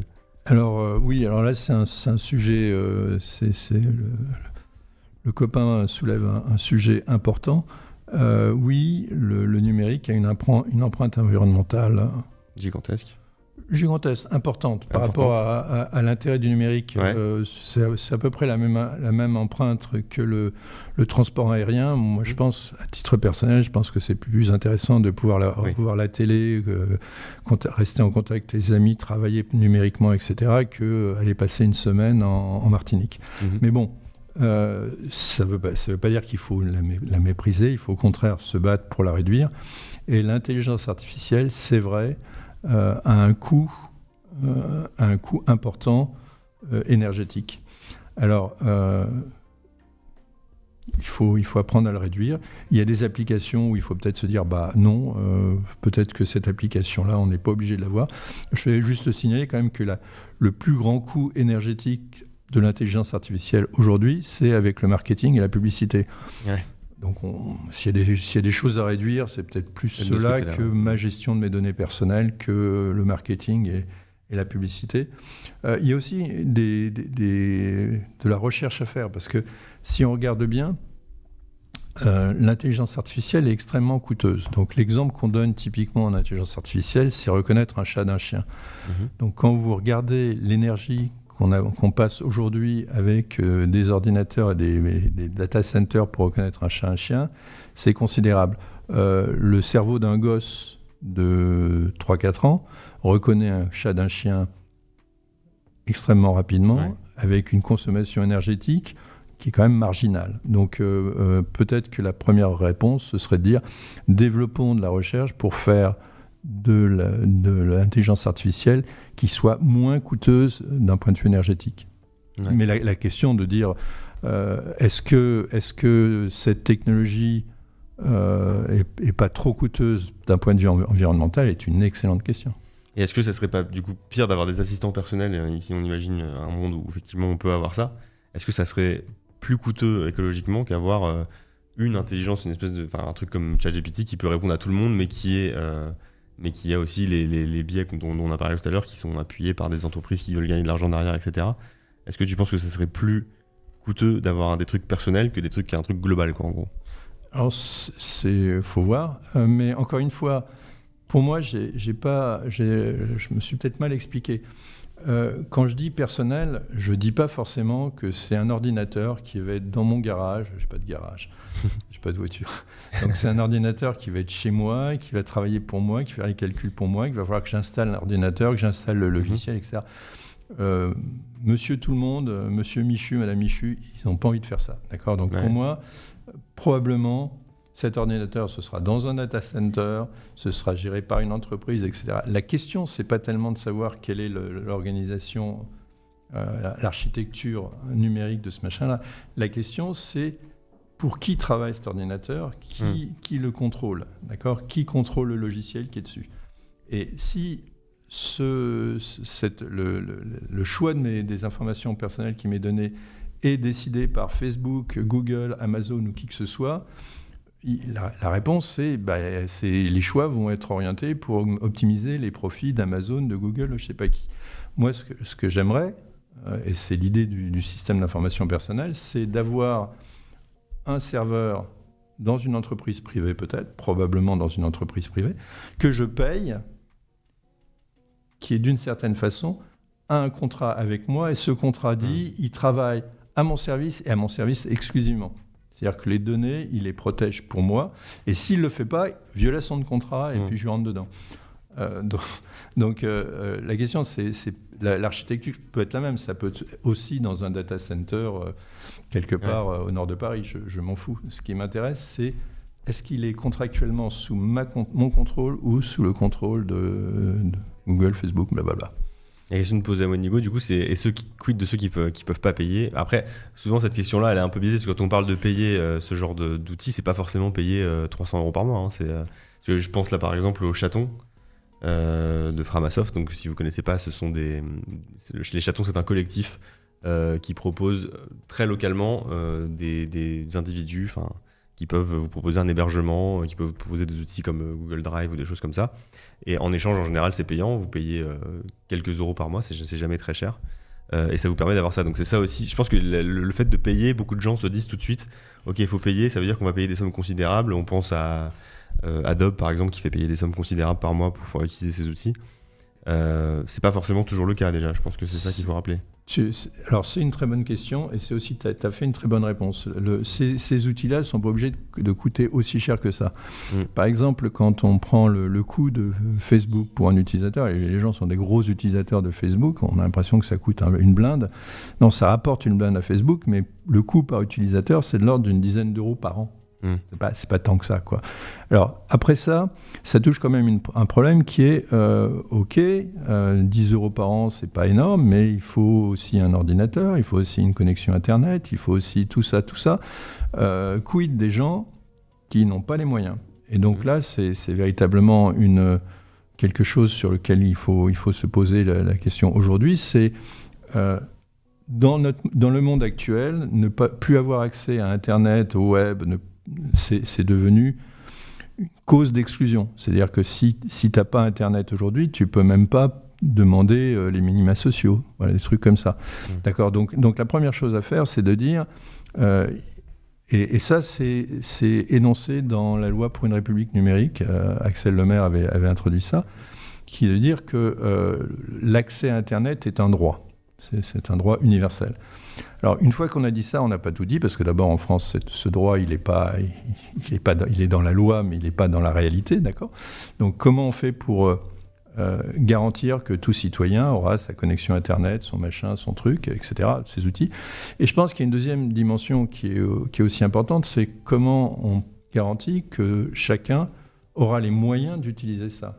C'est-à-dire, je sais pas, les capacités cognitives, par exemple. Les capacités cognitives, il y a beaucoup de gens, je sais pas si vous allez des boîtes qui font des super travail comme Emmaüs Connect, par exemple, une des premières choses qu'ils apprennent aux gens, c'est à créer un password et apprendre à se créer un compte. C'est pas quelque chose qui est aussi évident que ça, d'accord ? Donc, c'est tout ce qu'on appelle littératie numérique, etc. Donc, il faut que tout le monde ait accès au monde numérique et que tout le monde soit mis en capacité de l'utiliser, ou sinon, au minimum, qu'il soit aidé, quoi. Donc, la question qui était posée, on ne l'évacue pas en disant « ça ne coûte pas si cher ». C'est important de dire « ça ne coûte pas si cher ». Donc, il y a l'énorme majorité, une grande partie de la population en France qui pourrait se l'offrir, mais il reste les gens qui sont exclus. Et plus le monde numérique avance, et plus l'exclusion devient insupportable. C'est devenu impossible de vivre. Je veux dire, il y a 10 ans, quand on n'était pas on n'avait pas accès aux mails, etc., on pouvait plus, il y avait certaines associations dans lesquelles on ne pouvait plus appartenir. Maintenant, c'est la vie de tous les jours qu'on n'arrive plus à faire. Ouais. Effectivement, comme dit Lord Gibus, après, il y a des accès souvent dans les mairies, dans les bibliothèques également. Oui, il y a des maisons du numérique, il y a tout un... Mais il faut un accompagnement, il faut des gens qui le fassent, etc. Donc mais là, tout à l'heure, je pense que la question de Monigo, c'était aussi par rapport à l'utopie dont tu parlais tout à l'heure, que j'aime bien en reparler, parce que c'est vrai que c'est vraiment quelque chose qui fait rêver. Et dans ce cas-là, du coup, comment est-ce que tu pourrais envisager, est-ce que si tu te dis, OK, on crée un outil qui est un outil personnel, et là, en l'occurrence, ça intéresse vraiment les gens, faisons une supposition. Ça intéresse vraiment le plus grand nombre, tout le monde va avoir ça, etc. Si tu dis c'est payant, comment tu donnes accès aux gens qui n'ont pas les moyens de servir de ce genre de choses ? Est-ce que tu fais passer ça par un impôt ? Comment tu peux résoudre ce genre de problème-là ? Tu poses la question et tu essaies de voir comment on la résout. Ça dépend de beaucoup de choses, ça dépend du nombre d'exclus. Si c'est un petit nombre, ça peut peut-être se résoudre avec des associations. Si c'est un grand nombre... il faut avoir accès il faut que l'État s'implique. L'État peut s'impliquer soit en payant, je veux dire, l'État a de l'argent, l'État peut abonder, ou l'État peut installer un système de péréquation où les gens qui ont des moyens vont payer un peu plus pour que les gens qui n'en ont pas puissent y avoir accès. Il y a plein de façons. La première chose, c'est d'arriver à décider collectivement que c'est ce qu'on va. Et justement, on s'éloigne vraiment beaucoup de Google, mais c'est quoi ton regard sur l'implication de l'État justement dans ces questions-là d'accès à l'informatique, mais aussi là je prends l'exemple de l'éducation nationale. Il y a une époque où il y avait une ambition dans l'éducation nationale de se libérer un peu de Microsoft, etc. Puis il y a eu des contrats qui ont été passés avec Microsoft justement pour récupérer des ordinateurs. Il y a eu un truc qui avait été lancé pendant le confinement qui s'appelait Apps.Education, qui était une tentative de certaines personnes au sein de l'éducation nationale qui venaient de la communauté du logiciel libre de reprendre un peu le contrôle et d'offrir des outils qui soient un peu plus souverains, on va dire. C'est quoi ton regard là-dessus ? Est-ce que tu penses que l'État en fait assez sur ces questions-là ou au contraire pas du tout ? En tant que militant pour ce genre de choses, je trouve que l'État n'en fait jamais assez. Mais là, je ne devrais pas le dire parce qu'en même temps, en tant que membre du collège de l'ARCEP, je fais partie de l'État. Donc, alors, mon impression, c'est que les choses ont beaucoup changé et qu'il y a une prise de conscience et un mouvement au niveau des services de l'État pour aller vers plus d'utilisation, par exemple, de logiciels libres, par exemple, de données ouvertes. Donc, il y a un vrai mouvement qui fait que,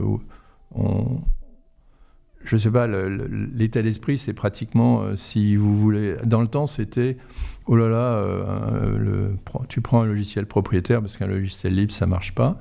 Après, c'était, on ne sait pas trop. Et maintenant, c'est devenu, si tu conseilles un logiciel propriétaire, il va falloir expliquer pourquoi tu n'as pas pris un logiciel libre. Donc ça évolue. Notamment à l'éducation nationale, il y a vraiment un mouvement. Alors j'espère que c'est... Alors c'est toujours pareil. Après, il y a des endroits où ça avance, ça recule, ça avance, ça recule. Parce qu'il y a des avantages quand même. C'est souvent plus simple de faire un gros chèque et d'avoir une entreprise à laquelle on va se livrer pour les 50 ans qui viennent.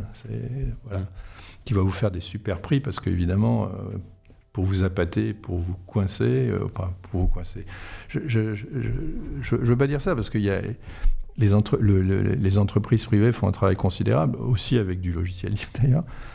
Mais pour te la faire courte, je pense que il y a eu une progression dans la prise de conscience de l'État qu'on retrouve aussi d'ailleurs en Europe. Il y a plus de mouvements en faveur de communs numériques.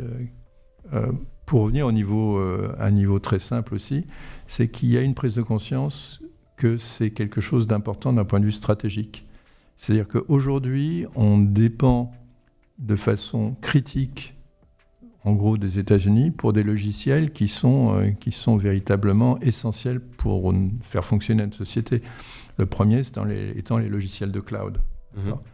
Donc la question c'est un moteur de recherche. Voilà, on a un moteur de recherche qui est omniprésent en Europe, qui est Google, qui est un truc américain. Donc la question c'est comment en Europe stratégiquement on se libère un peu de cette emprise. Alors, ce qui était à un moment donné, l'idée, c'était on va faire un Google européen. On a essayé, on s'est cassé la gueule, on a mis de l'argent, ça n'a pas marché parce que c'est juste compliqué de faire un Google européen. Pas de faire un logiciel, ça c'est pas compliqué, mais de l'imposer au niveau européen, et d'aller contre les habitudes et les usages, gens, etc. Qui fait que... Surtout Google est très bien fait. Google est très bien fait, qui fait très que pratique. La plupart des gens vous disent « moi j'aime bien Quant, mais en fait j'utilise Google Search. » faut être un peu honnête. Donc ça n'a pas marché. Par contre, on s'est aperçu que les endroits où on arrivait à imposer quelque chose qui rentrait en compétition avec ces grandes entreprises états-uniennes et on arrivait à quelque chose, c'était là où il y avait des communs, là où il y avait un collectif pour essayer de s'opposer à ça. Et donc, par exemple, je crois que ce serait très difficile de développer un cloud européen, même s'il y a des très belles entreprises européennes, ça va être compliqué d'imposer un cloud européen qui arrive à se mettre au niveau de Amazon, Google, au niveau du cloud.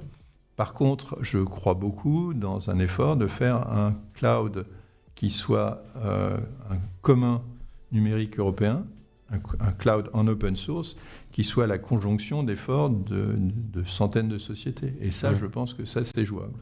Donc, je pense que les communs numériques ont aussi beaucoup de le vent en poupe en Europe à cause de ça. C'est que ça pourrait, d'une certaine façon, nous libérer un peu d'une emprise stratégique sur les logiciels. D'accord. Bon, on va revenir un peu à Google, là, il nous reste... parce qu'on est parti très loin. En fait. Moi j'aime bien quand on digresse comme ça, je trouve ça toujours super intéressant. Sur un peu le regard du coup que tu portes sur Google d'aujourd'hui, par rapport à ce que tu as connu, notamment de Sergey Brin du coup. Déjà, j'ai essayé de savoir un peu ce qu'ils étaient devenus, parce qu'ils ont quitté la présidence de Google en 2019. Je crois qu'il est toujours PDG Il est toujours PDG ? Président du conseil d'administration d'Amazon, un truc comme ça. Oui, c'est ça. Pas de Alphabet. Oui, d'Alphabet. Attends, est-ce que j'avais retrouvé un article Brin et Page, je ne sais pas ce qu'il est devenu. Page, à un moment donné, était resté CEO d'Alphabet, puis je crois qu'il n'y est plus. Maintenant, c'est Sundar qui doit être les deux. Et puis peut-être que si c'est un regard sur Sundar Pichai, c'est ça ? Je dis pas de bêtises. J'ai l'impression de mal dire son nom. Je dis jamais son nom. Sundar Pichai, je crois. C'est ça. En fait, c'est Pichai Jaraman. Oui, c'est ça. Son vrai nom à la base, c'est ça. Mais... Et ce qui est également passé par Stanford, c'est quoi ton regard sur cet homme-là ? Je connais pas. Je pense que c'est la génération d'après, donc je l'ai pas rencontré. Oui, mais je veux dire, sur son parcours, justement, c'est assez symbolique. C'est quand même quelqu'un qui vient d'un milieu assez pauvre, si je dis pas de bêtises, en Inde. C'est toujours l'idée qui a fait la toute puissance des universités américaines, c'est de faire venir les meilleurs, et faire venir les meilleurs d'où qu'ils viennent, qu'ils soient fils de profs comme Sergey ou qu'ils soient fils d'ouvriers comme Sundar. C'est véritablement on se pose toujours des tas de questions sur comment faire pour que la recherche française s'améliore. J'ai un truc très simple, c'est tu fais massivement, comme il y a aux États-Unis, des bourses de thèse pour faire venir les meilleurs du monde entier. Ouais. Et ils vont d'abord faire monter le niveau des laboratoires parce que ces gens-là, ils ont plein d'idées, ils sont très bons. Et puis certains vont rester et tu as un enrichissement de la recherche. Je pense que c'est vraiment la bonne façon de faire. Les universités américaines, les meilleures universités américaines avaient un fric considérable, et dans ce fric considérable, il y avait des bourses de thèse, mais en paquet.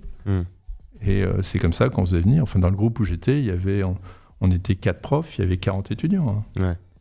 Et donc, du coup, concernant ton regard sur Google aujourd'hui, est-ce que Google s'est un peu perdu en route ? Est-ce qu'il y a encore de l'espoir pour Google, pour ce slogan d'origine qui n'existe plus maintenant, Don't be evil ? Qu'est-ce que tu penses de tout ça ? Je pense que c'est une immense entreprise qui est tentaculaire et qui a une puissance considérable. Et je pense qu'il ne faut pas... maintenant, elle est pilotée par ce qui pilote les entreprises, c'est-à-dire le marché et le profit. Et donc, je pense qu'il n'y a qu'une seule solution, c'est la réglementation et la loi pour arriver à faire que le business, le monde numérique, le monde économique numérique ne soit pas une jungle, mais soit un endroit où on favorise la créativité, on favorise la création, on défend les intérêts des consommateurs avant tout. Et pour ça, je pense qu'il ne faut pas compter sur le conseil d'administration de Google, de Facebook. J'ai rien contre le Facebook, Google, enfin les GAFAM et toutes les autres boîtes qui sont dans le même genre. Mais je pense que si on veut qu'elles ont une puissance qui est si considérable dans des domaines où elles sont relativement monopolistiques ou oligopolistiques, qu'il faut des règles du jeu qui soient des règles du jeu adaptées au monde numérique. C'est-à-dire des règles du jeu qui tiennent compte de la rapidité de croissance, de la rapidité pour... la rapidité pour tuer un petit concurrent, par exemple, ça peut se passer en quelques semaines. Ouais. Donc un process qui demanderait des années de procès, quand vous arrivez, il y a plus de sujet, quoi. Ouais. Et parce qu'il y a des gens qui vont jusqu'à parler de démantèlement de Google ou de Facebook. Qu'est-ce que tu penses de ça ? Tu penses que c'est trop extrême ? Déjà, bon, c'est très peu réaliste, évidemment. Mais est-ce que ce serait une solution de dire on démantèle Google dans le sens, pas forcément on l'élimine, mais dans le sens on le compartimente, quoi. C'est-à-dire on a démantelé des monopoles de télécom américains, un monopole de télécom américain, parce que justement les Américains ont déterminé que ça créait des distorsions de concurrence qui étaient trop extrêmes. Moi, ça ne me choquerait pas. Mais je pense qu'il y a d'autres façons d'y arriver. Et puis, il faut regarder au cas par cas. Dans le cas du moteur de recherche de Google, encore une fois, pour un moteur puisque c'est la question, bouclons vers le point de départ. Dans le cas du moteur de recherche de Google, quand un moteur de recherche, c'est-à-dire le moteur de recherche d'Internet, qui est si important, si essentiel dans notre vie de tous les jours, à 90% du marché, ce qui est le cas en Europe, je pense que soit on lui met des contraintes extrêmes de comportementales et on les vérifie, etc., soit on le sort d'Alphabet et on en fait une entreprise indépendante. Je ne sais pas quelle est la meilleure solution, mais je pense qu'à un moment donné, il faut qu'on tienne compte du fait que c'est une puissance qui est trop considérable dans la main d'un trop petit nombre de gens.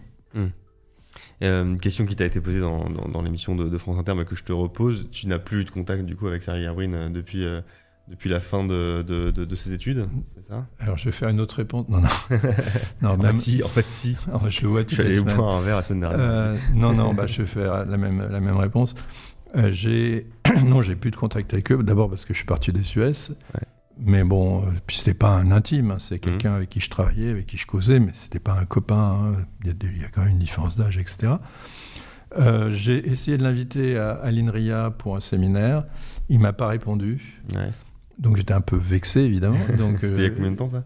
C'était dans les années 2000, quelque chose comme Ouais. ça.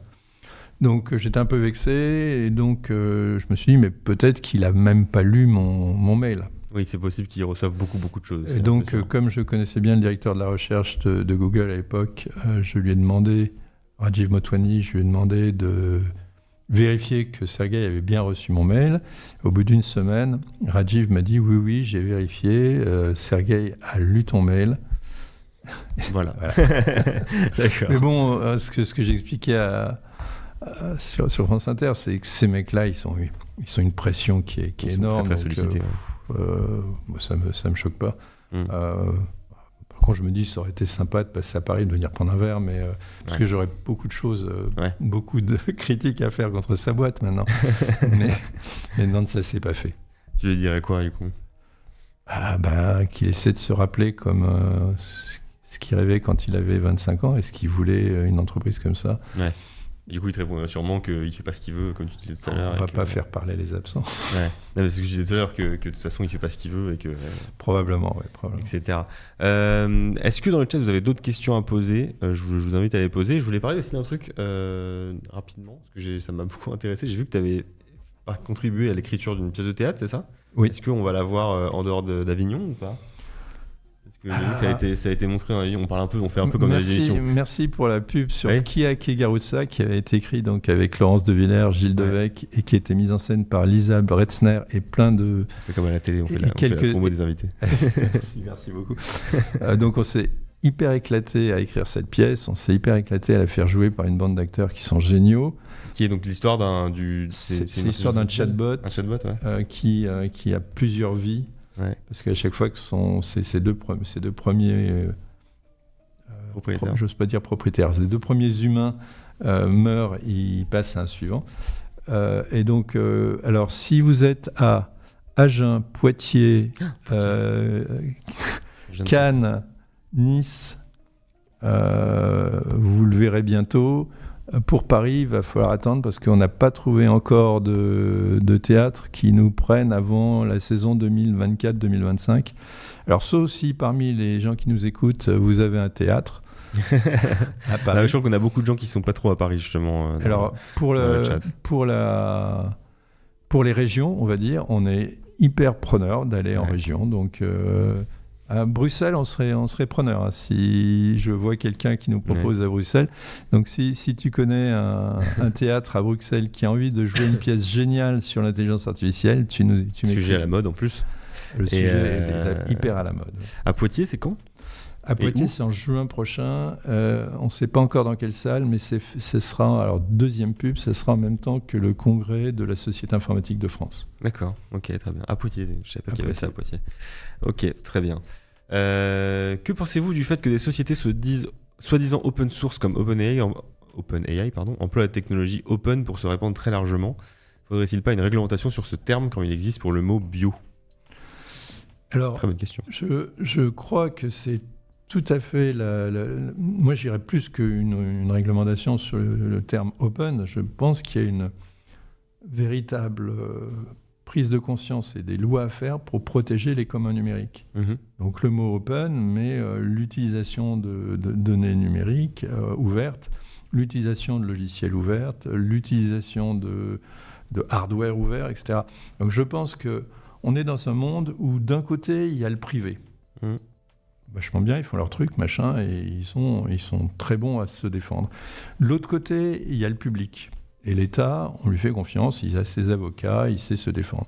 Et au milieu, entre les deux, qui soient ni public ni privé, il y a les communs numériques. Et là, il n'y a pas grand-chose pour les défendre. Il n'y a pas beaucoup de lois, il n'y a pas beaucoup... Et c'est ça qu'il faut arriver à développer. Hein. Dernier truc sur lequel j'ai réfléchi un peu, c'est l'utilisation des données par les intelligences artificielles. Donc, les intelligences artificielles se nourrissent de données. Et en particulier, elles se nourrissent de données privées. Et là, vous voyez en ce moment, il y a des bataillons d'avocats qui viennent défendre les journaux, les données de ces journaux, et qui vont mettre des procès au basque des entreprises qui font l'intelligence artificielle et qui vont les forcer à raquer. Mais ces intelligences artificielles, elles commencent par utiliser massivement des données qui sont des données ouvertes. Et là, il n'y a pas d'avocat pour arriver en disant mais moi je sais pas, il y a la fanfiction. La fanfiction, c'est des gens qui écrivent des textes, et c'est extrêmement vivant, etc. Tout est en beaucoup de textes, effectivement. C'est hyper prolifique et c'est hyper génial et c'est du Creative Commons. Et ces gens-là, qui va défendre leurs droits quand OpenAI et tous les autres vont utiliser leurs données pour créer des textes sans contribuer? Voilà. Donc, c'est aussi ce qu'ont dit beaucoup de gens par rapport à Reddit, justement. Bon, là, le problème, c'est qu'il y a une entreprise privée derrière, mais beaucoup de contenus, enfin tous les contenus qui sont sur Reddit proviennent des utilisateurs. Et donc, c'est pour ça qu'il y a eu un peu un énorme débat entre les administrateurs de Reddit et la communauté. C'était de dire, OK, c'est vous qui avez lancé la plateforme et tout, mais tous les textes que vous récupérez et que vous voulez faire payer à des entreprises comme OpenAI, ce sont nous qui les écrivons et qui les publions sur votre site. Donc la question même de la propriété de la donnée, elle est compliquée, quoi. Voilà, et il y a une forme juridique qui est Creative Commons. Ouais.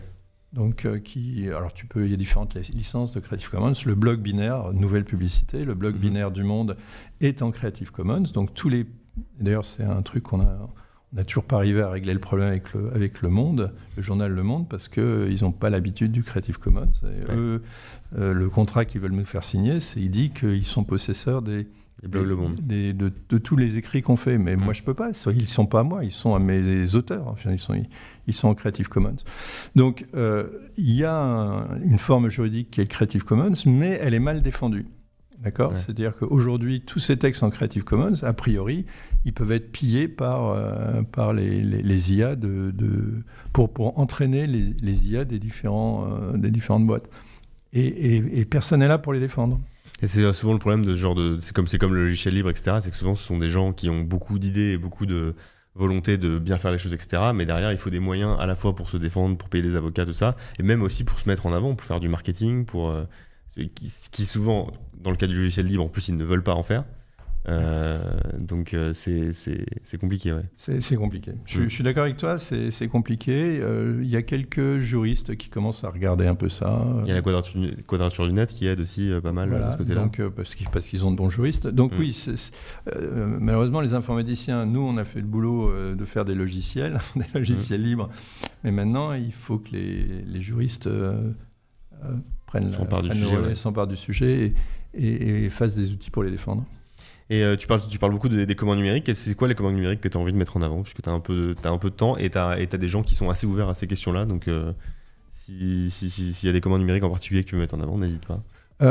Alors c'est un travail que je fais. J'ai déjà mentionné avec François Mancillon qui va paraître chez Odile Jacob. On s'est aperçu... Alors... moi, je viens plutôt du côté logiciel.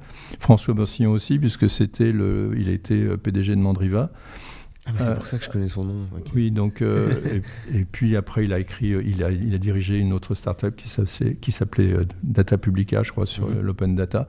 Donc, on était plutôt open data, open software, d'accord, et plutôt libre que bon, enfin bref. Et quand on s'est mis là-dedans, on s'est aperçu qu'en fait, c'était quelque chose qui était beaucoup, un mouvement de fond qui était beaucoup, beaucoup plus fort que ce qu'on pensait. Alors moi, je connaissais bien les trucs genre Wikipédia, OpenStreetMap, c'est ce genre de machin. Mais on s'est aperçu qu'à peu près dans n'importe quel domaine qu'on considérait, il y avait un mouvement vers le libre. Alors les domaines les plus violents, les plus réussis, on va dire, c'est les sciences. Donc l'open science, c'est un truc, maintenant c'est devenu incontournable. C'est-à-dire que, par exemple en France, dans la plupart des endroits qui font de la recherche, vous ne pouvez pas écrire un article si vous ne mettez pas votre article en accès libre. Je veux dire, donc ça, c'est quelque chose qui aurait été inconcevable il y a 100 ans. Donc voilà, open science, open education, mais après, en droit, dans l'agriculture, c'est très vivant, dans la justice. Maintenant, par exemple, il y a une règle qui dit que toutes les décisions de justice doivent être un accès open data. Le gouvernement, qui fait, avec data.gouv. Voilà, donc Tout ça, c'est des mouvements qui sont dans tous les domaines, qui avancent un peu partout. Alors évidemment, le logiciel libre, c'est un peu le truc emblématique, c'est souvent celui qui sert de référence, qui sert de point de comparaison avec les autres. Mais c'est quand même beaucoup plus étendu et dans plein de domaines. Moi, ma surprise, ça a été de découvrir à quel point c'était devenu incontournable dans beaucoup de domaines et en même temps que ça restait quelque chose d'un peu fragile parce que justement c'est mal protégé par la loi et mais on voit ça dans les logiciels. Hein. Il y a des combats, je sais pas, Elasticsearch par exemple. On voit un logiciel qui a été développé en open source qui est introduit par un intégrateur de solutions cloud dans une suite et les gens vont plus prendre Elasticsearch en direct, ils vont prendre ça dans les suites. Il y a des tas de problèmes comme ça qui font que il va falloir apprendre, si on veut continuer à bénéficier de tout ça, il va falloir apprendre à le protéger un peu mieux. Il y a Monigo qui réagit sur l'open science, qui dit que c'est compliqué, que les scientifiques critiquent les revues de publication, mais ces revues sont nécessaires pour avoir une relecture sérieuse par les pairs. Mais payer pour publier et payer pour lire les articles, c'est problématique, surtout quand la science est financée par l'État. C'est une critique qui dit à peu près le problème. On est dans un business model qui est quand même vachement spécial. Hein. C'est-à-dire que moi, je suis scientifique, j'écris des articles. D'accord ? On me demande de bosser. C'est moi qui fais tout le boulot, payé par l'État pour écrire des articles.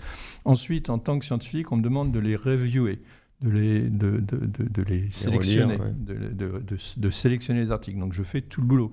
Ensuite, en tant que scientifique, on va me demander de les payer pour les lire. Parce que les journaux scientifiques sont payants et sont de plus en plus chers. Et mon labo va être obligé de payer pour que j'ai le droit de lire des articles. Donc, en gros, j'ai fait tout le boulot, et je paye en plus. Donc, il y a un truc qui est quand même aberrant.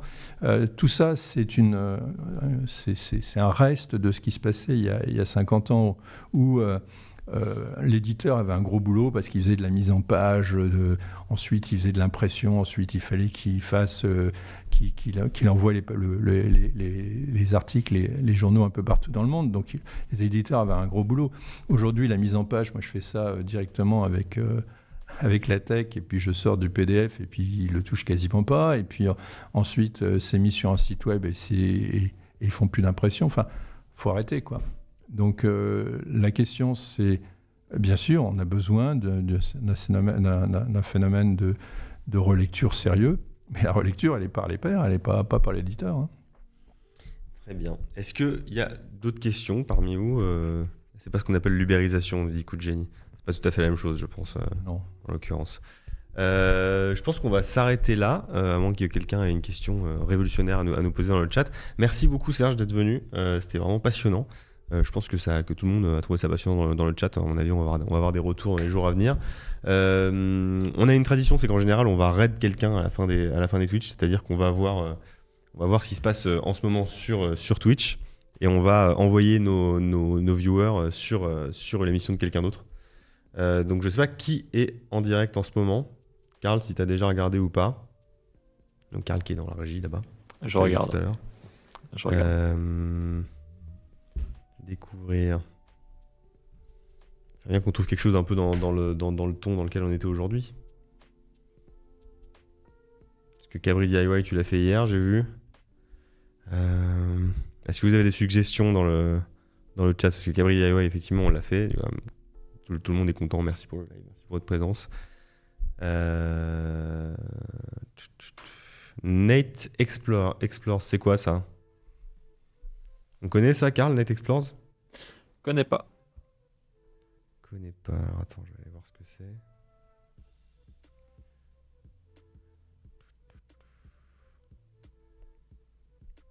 Il est en direct là, je le trouve pas.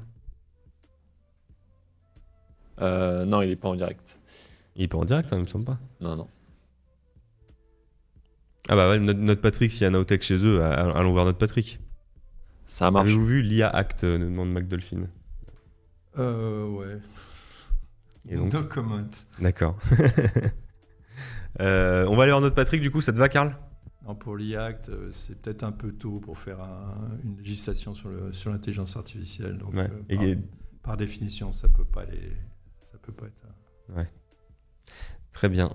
Et ben on va aller voir donc notre Patrick avec Nowtech. Faites-leur des bisous de notre part et passez-leur le bonjour. Merci encore beaucoup Serge. Merci au chat d'avoir posé plein de questions et d'être toujours aussi intéressant à votre manière parfois. Merci beaucoup Karl à la régie. On se retrouve demain pour l'émission avec Thibaut où on va parler ciné-série comme d'habitude. Et puis jeudi vous aurez Chrono et vendredi aussi je crois en labo. Merci beaucoup, bonne journée à tous et merci encore à Serge. Bonne journée. Au revoir tout le monde. Au revoir.